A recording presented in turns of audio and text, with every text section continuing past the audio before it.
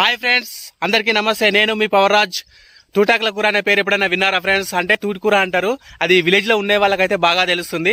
ఆ తూటాకుల కూరను ఆకులు ఉంటాయి కదా, దాన్ని కర్రీ చేసుకొని తింటారు, అంటే కూర అనుకొని తింటారు అనమాట.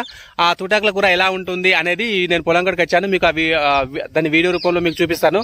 మన ఛానల్ ఇంకెవరైనా సబ్స్క్రైబ్ చేసుకోలేని వాళ్ళు ఉంటే సబ్స్క్రైబ్ చేసుకోండి. అలాగే మన వీడియోకి లైక్ రావట్లేదు ఫ్రెండ్స్, మీరైతే వీడియోని చూస్తున్నారు కదా, లైక్ చేయండి. ఇప్పుడు మన వీడియోలోకి వెళ్ళిపోదాం ఫ్రెండ్స్. ఇదే తూటికూర ఎట్లుంటుందో ఇప్పుడు మీకు చూపిస్తా. ఇలా ఉంటుంది అనమాట తూటికూర. ఇక ఆకులు దాన్ని ఇట్లుంటాయి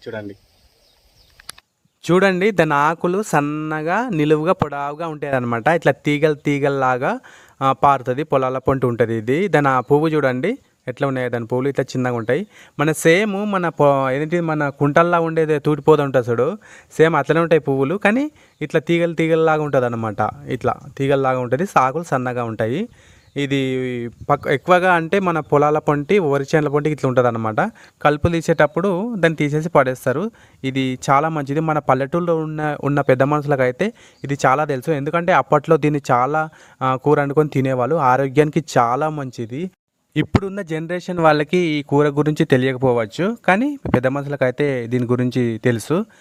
thank you for watching my videos. మీ సపోర్టింగ్ ఎప్పుడు మాకు ఇలాగే కొనసాగాలని ఆశిస్తూ, మీ కన్నారం పవర్రాజ్ YouTube channel. Thank you so much.